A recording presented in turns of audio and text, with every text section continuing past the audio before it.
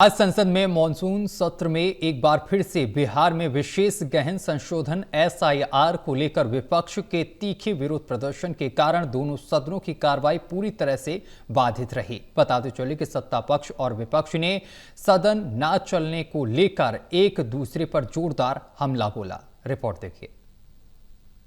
संसद में एसआईआर के मुद्दे पर आज भी गतिरोध बना रहा। दोनों सदनों में इस मुद्दे पर विपक्ष ने जोरदार हंगामा किया।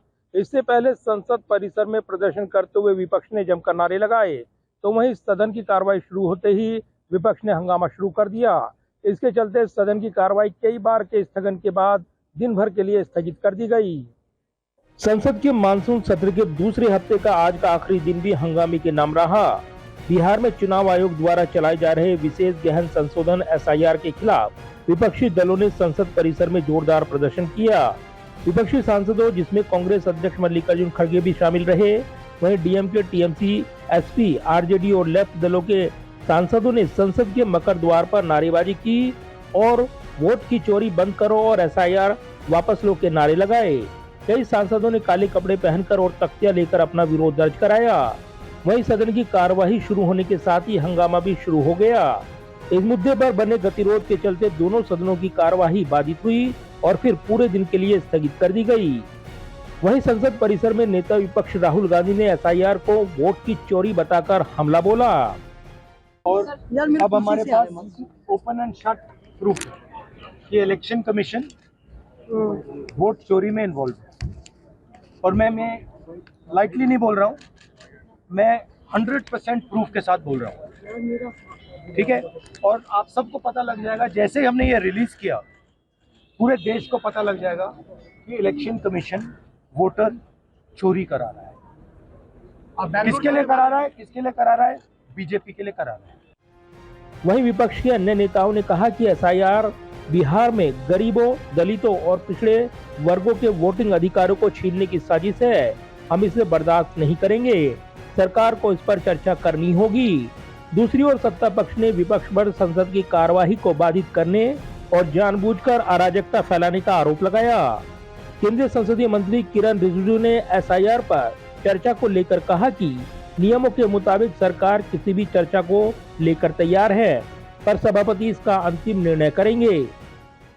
जब एक विषय पर चर्चा खत्म हो जाती है, फिर अलग अलग पार्टी, अलग अलग साइड से नोटिस आते हैं और कई नोटिसेस आए हैं, तो हम लोग किसी भी विषय पर चर्चा कर सकते हैं।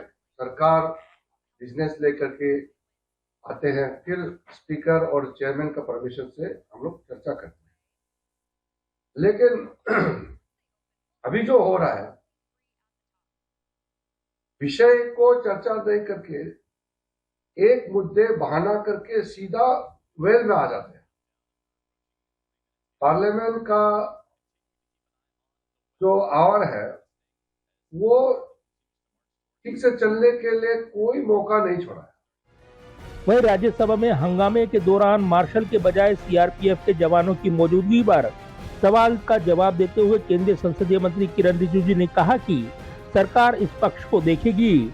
संसदीय मंत्री किरण रिजिजू ने कहा कि हंगामा कर रहे सांसदों को सदन में दूसरे सांसद को बोलने के अधिकार का भी सम्मान करना चाहिए। पार्लियामेंट शुरू होते ही वेल में आ जाते हैं, तो किसी का बात सुनते भी नहीं है। फिर एलिगेशन देते हैं कि बोलने नहीं देते। आप अपोजिशन पार्टी खुद पार्लियामेंट चलने नहीं देते हैं और फिर बोलता है कि बोलने नहीं देते हैं। ये बहुत गलत मैसेज बाहर में जाने का संभावना है।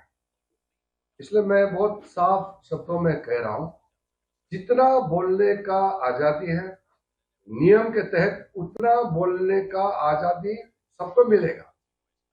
रूलिंग पार्टी, ऑपोजिशन पार्टी, सबको बोलने का व्यवस्था है। लेकिन बार बार बोलने नहीं देते हैं, ये झूठ फैलाया जा रहा है। मैं इसका खंडन करता हूं। बहरहाल संसद में एसआईआर पर बना विवाद अभी थमता नजर नहीं आ रहा।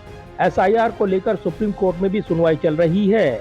वहीं संसद में एसआईआर पर चर्चा को लेकर अभी कोई सहमति नहीं बनी है। ऐसे में इस मुद्दे पर अगले कुछ दिनों में और गहमा गहमी की पूरी संभावना है। जाहिर है एसआईआर का मुद्दा बिहार के आगामी विधानसभा चुनावी मुकाबले से जुड़ा है। ऐसे में इसको लेकर विपक्षी एकजुटता बनी हुई है और यही वजह है कि लगातार विपक्ष इस मुद्दे पर सरकार की घेराबंदी करने में जुटा है। कैमरामैन पवन शर्मा के साथ प्रदीप कुमार, टोटल न्यूज, दिल्ली।